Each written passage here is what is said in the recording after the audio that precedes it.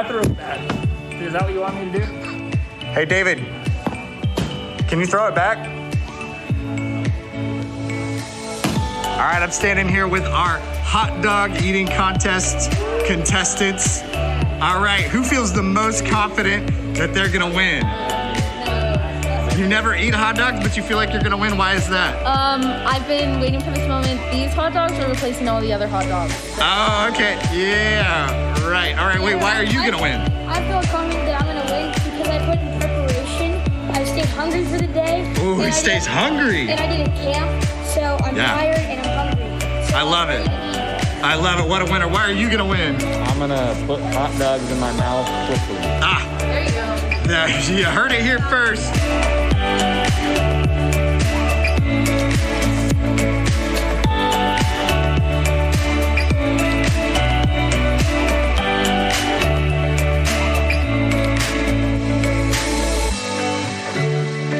Hey, Lucy, if you could pick any animal, which animal would you pick? I'm a dog. You want to be a doggy? Matt, what do you think about Lucy being a doggy? She can be the dog. She can be anything she wants.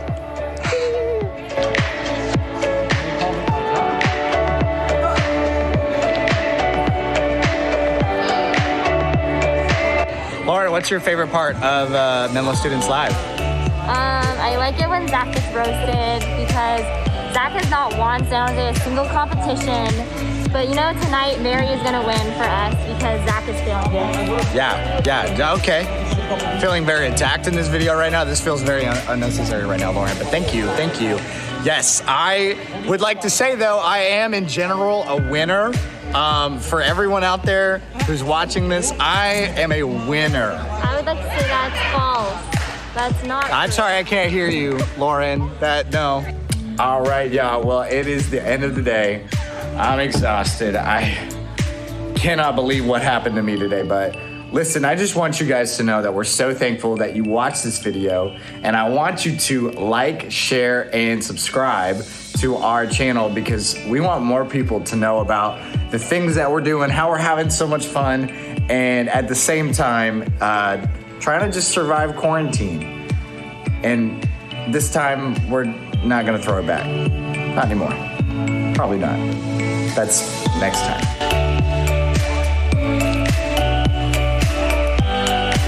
All right, Menlo students, welcome to a new segment we're calling Cooking with the Lewises. This is going to be crazy. We're doing burgers tonight, so get ready to learn something. Right, Joshua? Okay, so what we got planned tonight is burgers, but we're going to make onion rings and put on them. And we're going to make some bacon for them as well, okay? So you ready? We got to get the meat ready first. Can you say, yeah, dude? Okay, that'll work. Okay, first things first, we got the ground beef. Look, baby, I'm cutting up this ground beef. Which half should I use? The bigger half of it. The bigger half. We're hungry. Gonna throw that in there. Gonna add some stuff in there. So Matt, what are you working on right You now? may be wondering why I'm tearing up this bread right now. But here's the deal. To bread the onion rings and to put some breadcrumbs into the hamburger meat, I gotta make some breadcrumbs because I don't have any. So I'm gonna blend these up and then I'm gonna toast them for about 5 minutes. And then it's homemade breadcrumbs. Boom, Boom, boom. boom. Boom, boom.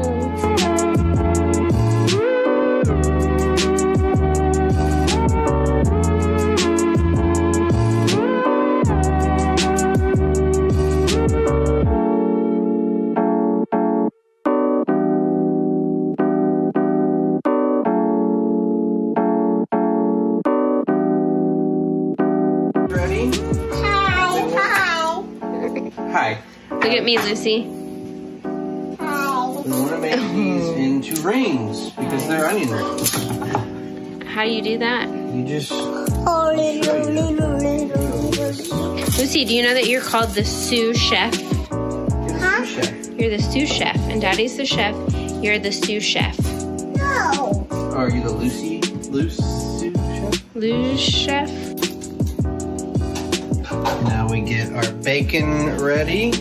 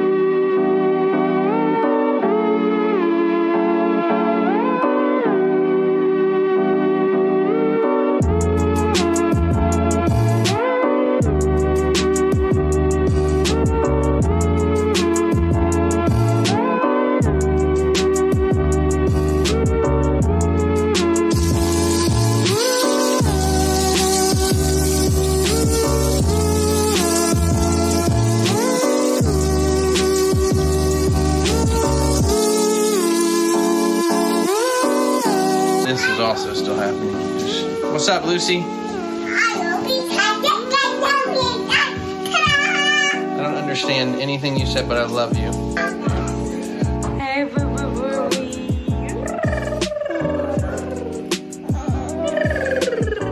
Pick up that whole bad boy and take a bite, girl. Pick up this whole bad boy and take a big old bite. Go ahead, take a big bite. It's hot. Just go.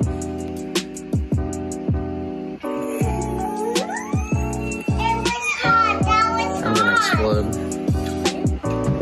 Round 2. Here we go. Okay. How is it, mommy? It's good. I like it. Lucy.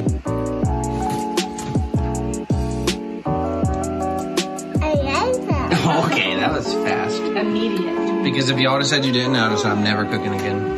It's really the Hawaiian rolls that do it. Oh my gosh.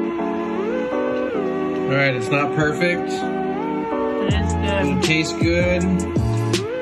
From the Lewis family, we are signing off. See you later, alligator. See you. Oh, perfect. See you later. She's not saying it. I love you, Brittany. Brittany's our neighbor. Okay, bye.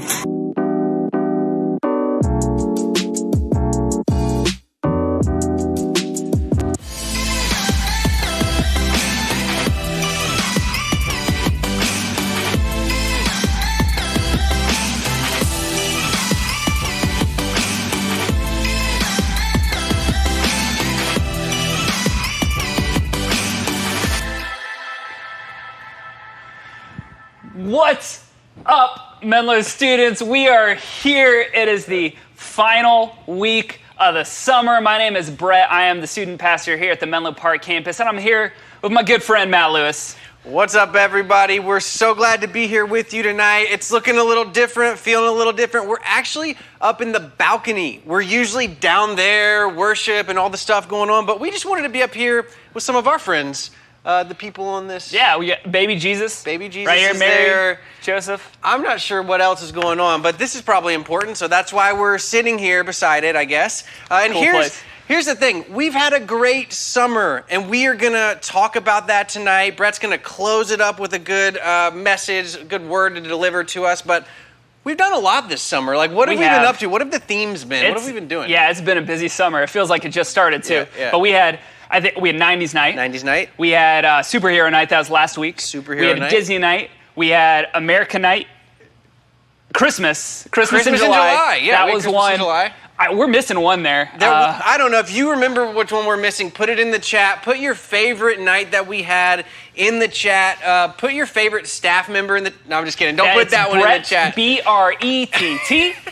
I was hoping you spelled your name wrong right then, but Yeah. you didn't. You got it right. I practiced. But hey, what was your favorite moment of the summer, Brett? What was your favorite experience that you had over this summer? There, I could give a lot of answers. Yeah. We did a lot of cool things, but I'm actually not going to give an experience. I'm going to give a person, and that person is Mary Scott. That's right, Mary. Mountain View You are the Mary! highlight of my summer. Here's why. Mary Scott goes all out for every single little thing she does. Every time she was on camera this year, it's like you had to be ready because you're probably going to lose it. And we actually have a highlight video of this. Let's go to it. Yeah, let's check it out. Am I gonna eat more bugs? I hope not.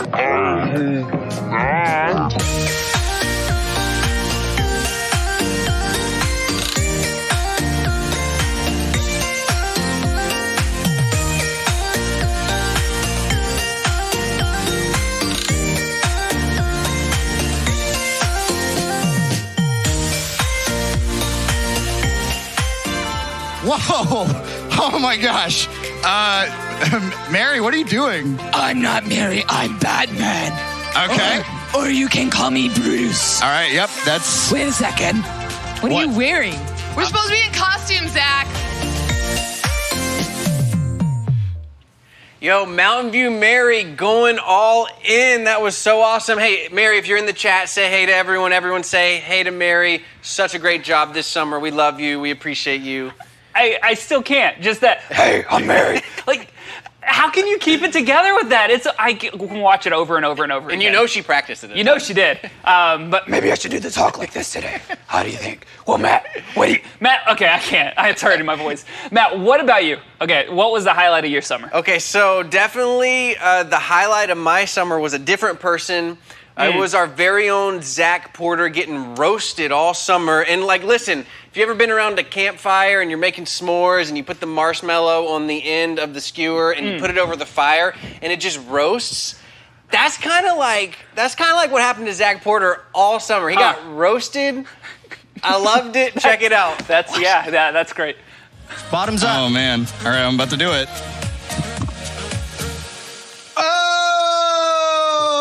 Oh, how does it taste? All the way down the hatch. All right. That's some good stuff. And Mary, I have a question. Who do you want to pie in the face? Definitely you. Oh, me? Oh. Yeah, Mary, okay. Great choice. All right. Come on. I'm a backwards hat sit, you know? Okay. Are you ready?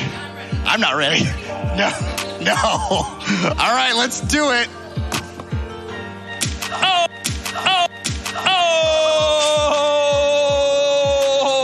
Who was the cuter 90s baby? Was it Zach or was it Lauren?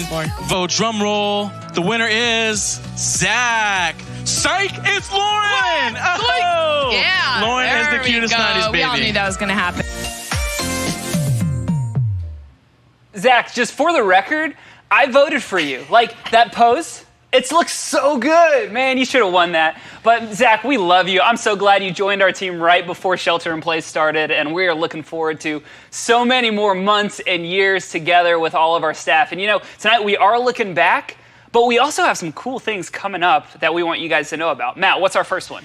Yeah, totally. So we've got a lot of things coming up, but one important thing is student leadership team applications close this Friday. So if you are in high school and you want to be a part of what God's doing each and every week here at Menlo Students Live, and as we continue to move into the fall, we want you to be a part of it. So text SLT to the number on the screen, and we want to partner with you. We've got a lot of cool stuff coming up, so make sure you sign up by this Friday. And we got other stuff coming up too, even next week. So Brett, what are we doing? Next week is a big day. So today is the last day of our summer series, but next week we are going back to school in style for our back to school bash. You know, this is usually the highlight of our year, and it's gonna be the highlight once again right here on YouTube next week. But I think we actually have a promo video for it that we're gonna check out right now.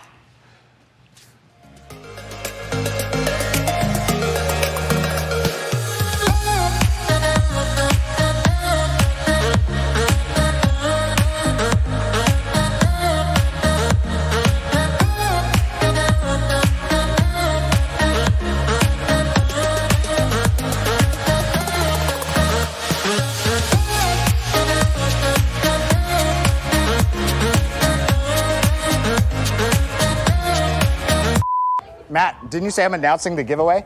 Yeah, I think, Doing that now? Yeah? Yeah, but you should probably have it in your hand. Final set.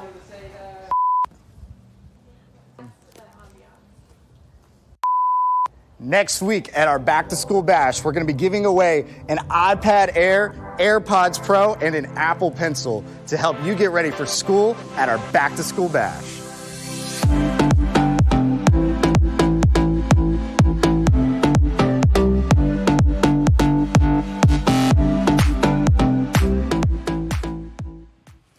Yes, you heard right. We're giving away an iPad. We're giving away AirPods. We're giving away an Apple Pencil. I've never even used one of these. This is literally everything you need to go back to school digitally. So make sure you come next week, 7 o'clock, Menlo Students on our YouTube page. Make sure you come. Make sure you invite your friends, okay? Because we've got a lot of stuff planned. We're going to have a blast. It's a classy night, so make sure you dress in your semi-formal attire at your home. Did I hear we're having a best dressed competition, maybe? Best dressed competition? Maybe. Yes, we definitely are. So pay attention to the Instagram this week, but we want you to dress up in your best semi-formal attire. Send us in a picture to an email address you'll see on the Instagram account this week. It's going to be awesome. Bring your friends, but I really think God's going to have something to say to you as we come into the Back to School Bash next week, so don't miss it. That's right. And so we are so looking forward to the new year together. But as we've mentioned already tonight, tonight is a time where we're going to look back. Because this past summer, God has done some incredible things in our lives and in this ministry in this crazy season.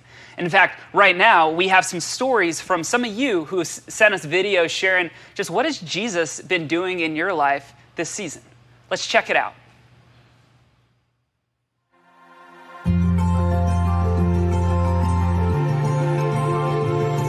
I think the biggest thing that I've learned about Jesus this summer is faith. Even with everything going on right now, Menlo Students has still put on live streams for us. The church has set up hygiene kits and backpack drives, and I think it's just really shown me that God cares and that He wants to help. Through every issue or any obstacle we will ever face, God will always have a bigger plan for us. And I think it's really reassuring to think and know that a very powerful being has every good intention for us and knows everything that will happen to us in the future, meaning that we don't have to worry about our current issue or the future at all.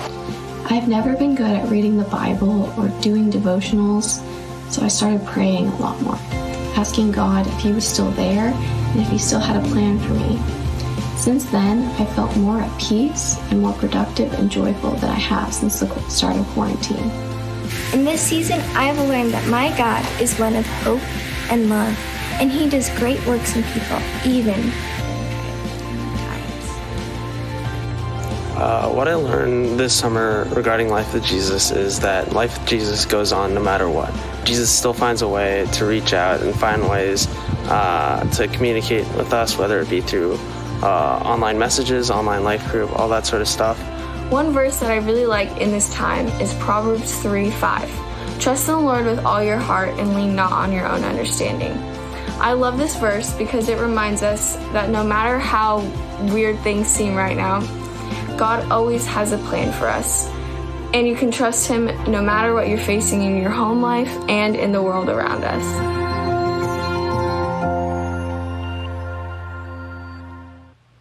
Well, thank you, students, so much for sharing about what God has been teaching you in this season. And, I'm really excited for you to hear a little bit about what Brett wants to share with us tonight as he just closes the summer season series for us. And I'm excited for two reasons, because we're all entering a new season.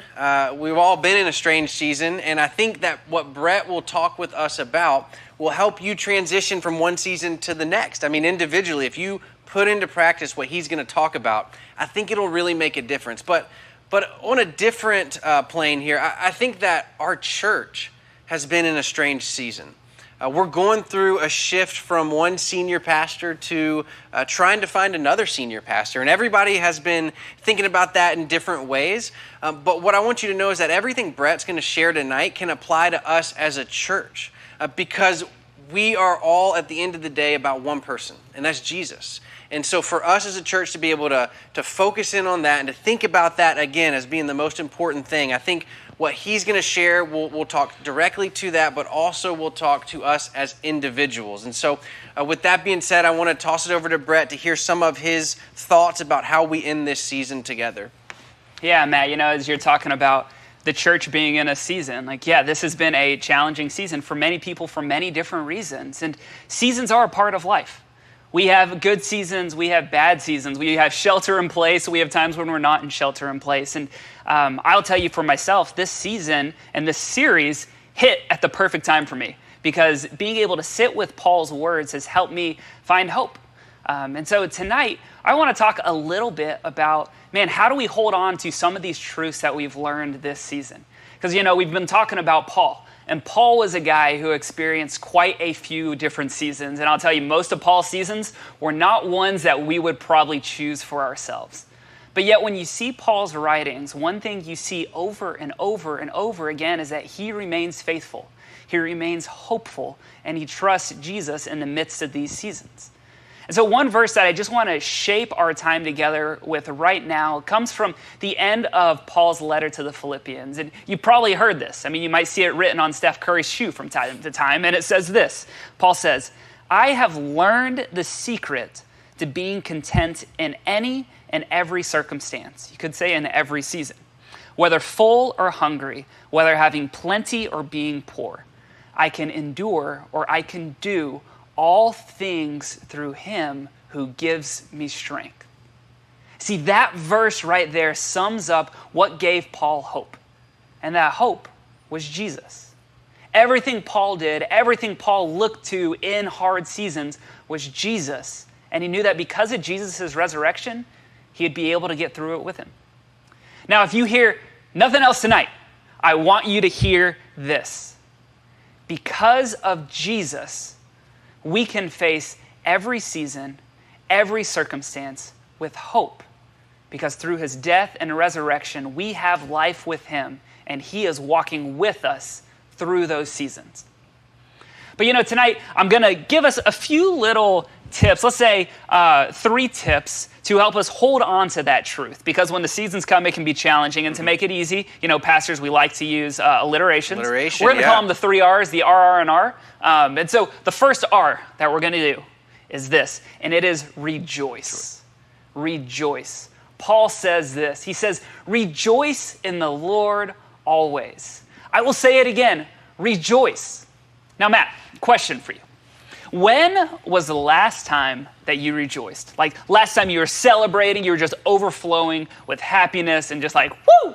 Yeah, okay. So the last time I rejoiced, it's true, and I also have to say this because it is true.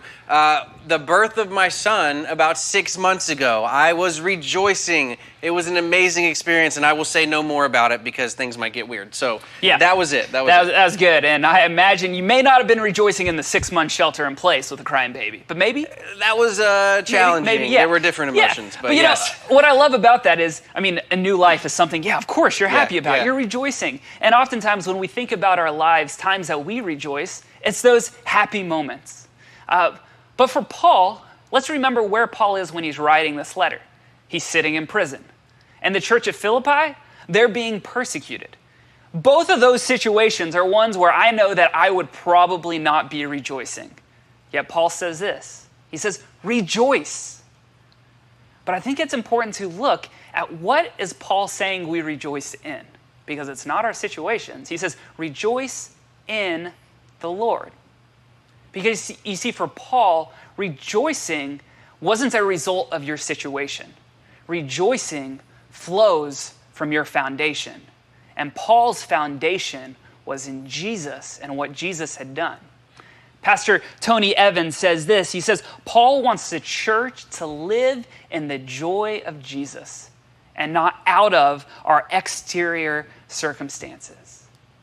Live in the joy of Jesus.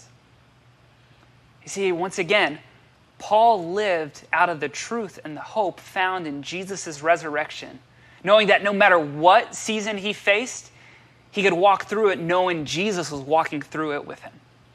Now, here's an example of where I've seen this in my own life.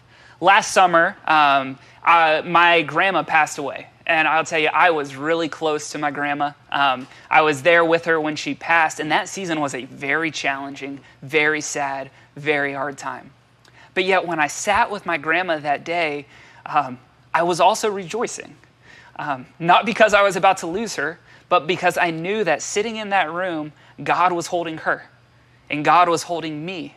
And I knew that even though she may be passing away, because of Jesus, I would be seeing her again. So I was able to hold both these feelings of sadness, deep sadness, and rejoicing because I knew Jesus had conquered death, and Jesus was with me in that. But I think it's also important for us when we say rejoicing, is that rejoicing doesn't mean you ignore the challenges of the day. It doesn't mean that you pretend like you don't have problems. No, I think it's actually very important for us to name our emotions and name our feelings or our frustrations. But I think when Paul says rejoice, he's just challenging us to say, hey, don't let those things consume you. Remember, God is bigger than all of this. And no matter what you're going through, God's going to walk through it with you. And so you can rejoice in that. So our first one is that, rejoice. Yeah, rejoice. That's really good, Brett. Thank you for sharing that. And I when I think about that, it's like, sometimes circumstances are really difficult, like your grandma passing away. That's hard. and we're not going to be happy about that, but we do want to get ourselves in the position where we can hold both of those feelings at the same time. Like, I'm sad, but I can rejoice knowing God has got this. And you know, one way I think about this is just as I'm gearing up for my day every day, and I don't do this all the time, but I wish I did it every day, and I try to. I like to get up and I like to pray or write in my journal and talk about how grateful I am to God for all that he's done, for all that he's given us. And I'm like stirring up this rejoicing spirit in my heart and soul so I can go into my day. And so maybe for you, you know, write the word rejoice and put it somewhere where you'll see it every morning to remind yourself to rejoice in the Lord before your day even starts. And so number one, we have rejoice, but Brett said he had some alliteration. And so what's the second R that you have for us, Brett? Second R. The second R is this, to reach out. Paul continues in Philippians. He says this. He says, do not be anxious about anything. Rather, bring up all of your requests to God in your prayers and petitions, along with giving thanks. Don't be anxious about anything. Like, Paul, really? Don't be anxious about anything? Like, I hear that, and I get anxious about the fact that I'm anxious about not being anxious. But Paul says, don't be anxious about anything. Here's something that was going on for the church in Philippi. I'd mentioned this just a little bit earlier, that they were facing persecution. And so for the people living in that church, every day brought the questions of, what if this is going to happen? What if this could be my last day? What's going to happen here? And so it was so easy for them to live with their minds preoccupied on the what ifs of life, being anxious about all of those things. But Paul wants them to do something with those what ifs, to do something with their anxieties, and that's to give them to Jesus. Now notice, Paul's not saying that if you're anxious, you are a bad Christian. In fact, if somebody ever tells you that if because you have anxiety, you lack faith, that couldn't be further from the truth. In fact, we cheer people on when we find out that they're taking like anti-anxiety medications, they're taking care of themselves. But what Paul is telling you to do is like, hey, you don't have to carry those anxieties by yourself. You can give them to Jesus. You can reach out to Jesus with whatever is going on in your life, big and small. You know, back when I was in high school, I had this moment where I was having a pool party with some friends. And me and some of my friends, I will say we weren't great friends in this moment because I had a friend who also didn't know how to swim. And we told him, hey man, you should try giving it a shot. We're going to be able to help you out. And he trusted us because, like I said, we were friends. And so he jumped into the water, and as most people do when they hit the water, he sunk to the very bottom of the pool. And instead of pushing off, all he did was he reached up his hands just like this. And all of us were freaking out. But the reality is he trusted us so much that he knew that if he reached up his hands, we would dive down and get him and bring him to safety. And of course that happened. But I share that because he trusted us so much that he knew that when he would reach out, we would be there for him and we would hold him up. He wasn't in this alone. And I think the same is true when we talk about reaching out to God. When we bring our anxieties to God, we reach out and say, God, I need you in this. He meets us right there in that. God likes to meet us in our problems. And the second thing that it does is when we reach out is it shifts our mind from thinking on all the what ifs, what could happen, what bad thing could happen, to focusing on the fact that God is actually with me in this. Kind of shifts our focus from the what ifs to the fact that God is with me in this. And so that's his challenge to us. Don't be anxious about anything, but instead reach out. He's going to listen to you. That's really good. So we rejoice and we reach out. And, you know, as you were talking, I was just thinking, there is not one thought that goes through your head. There's not one situation in your life. There's not one thing you've done wrong that God doesn't want to hear about from you. Like, there's nothing you could talk to God about that he's not interested in talking with you about. And so, just like Brett said, any of your anxieties, any of your fears, anything you're going through, like, God wants to hear about that. So you really can reach out. And actually, if I'm going to tie the first two together, you can rejoice about that fact too, because God wants to hear from you. So we rejoice, we reach out, and we've got one more R to hit tonight. That's so true. And so our final R is this, and it is refocus. I kind of just talked about this just a little bit. but it's to refocus our minds on Jesus. Now, to set up why this is such a big deal, here's something about me. I love video games. More specifically, I love The Legend of Zelda. And a couple years back, The Legend of Zelda Breath of the Wild came out. And when that game came out, I spent way too many hours playing that game. And I oftentimes would end up playing this game right before bed. And you know what would happen? I would fall asleep and I would dream that I was playing that game. Or else I would dream that I was actually in that game, going through Hyrule, defeating Ganon, all of that. I mean, have you ever had something like that happen to you? Maybe you're binge watching something, maybe somebody dumped you and they're all you can think about, but where something happens or you're focusing so much on something that even when you sleep, that's all you can think about. I think this is the same thing that happens in difficult seasons in our lives. Difficult seasons comes and all we can think about is how hard everything is. All we can think about are the negative things that are happening in life, how we wish life were differently. We focus on the bad things that our friends say instead of all of the good things. And what happens then is every part of our life focuses on this. We begin to become more negative. We begin to be more pessimistic about everything that happens. But Paul challenges us again to refocus our attention. He says this in Philippians. He says, if anything is excellent and if anything is admirable, focus your thoughts on these things. All that is true, all that is holy, all that is just, all that is pure, all that is lovely, and all that is worthy of praise. He's saying, shift your focus from the situation that you are in to who Jesus is and the godly characteristics of Jesus that you see in your world every single day. Here's a way that you could challenge yourself with this. All of us eat food every day. We probably eat breakfast, lunch, and dinner. Before you eat those meals, just ask yourself, where have I seen some characteristics of Jesus in my world today? It could be something very small. But if we start to get in the practice of noticing those things, our focus will begin to shift from this challenging situation we are in to the fact that Jesus is in it with us and he is working in us and working in this situation. Again, just like with rejoicing, refocusing doesn't mean you ignore the fact that hard stuff happens. It simply means that you focus on Jesus and not let those negative things that are happening in the world around you consume your life and keep you from missing the fact that God is sitting with you in that moment. Yeah, that's really good, Brett. Thanks for sharing all that. We want to rejoice. We want to reach out and we want to refocus. And it seems like all this is centering around Jesus, making Jesus the most important thing in our life. And I think that is the secret. That is the key to moving into the next season on a firm foundation and not resting on our circumstance.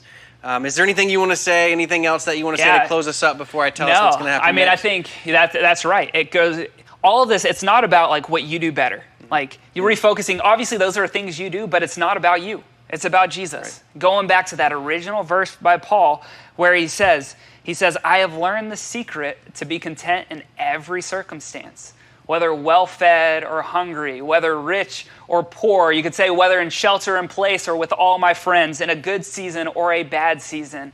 I can endure all of these things, not by my own willpower, not by doing all the right things, but because of Jesus who gives me strength. And Jesus is going to be with us in this next season, whatever that may be. Yeah, and right now we want to just really take a moment and think about that idea of focusing or refocusing on Jesus. We're excited about the Back to School Bash next week. We hope you come to it. Don't forget about it. But before we even get to any of that or start to think about that, we want you right now in this moment to spend some time focusing on Jesus. We're not going into life groups tonight. We're not doing what we normally do, but what we've done is we've just put together a 10-minute kind of guided prayer time for you right now in like 1 minute when we dismiss from here. And so what we want you to do is get a pen or a journal, a piece of paper, get your mind, get your heart in the right space, and spend this next 10 minutes just focusing on you and Jesus. Because here's the deal. Jesus wants to meet with you right now. He's already with you.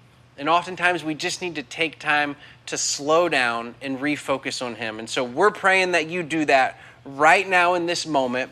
And we will see you next week at the Back to School Bash. So spend some time with Jesus. We love you. We'll see you next week.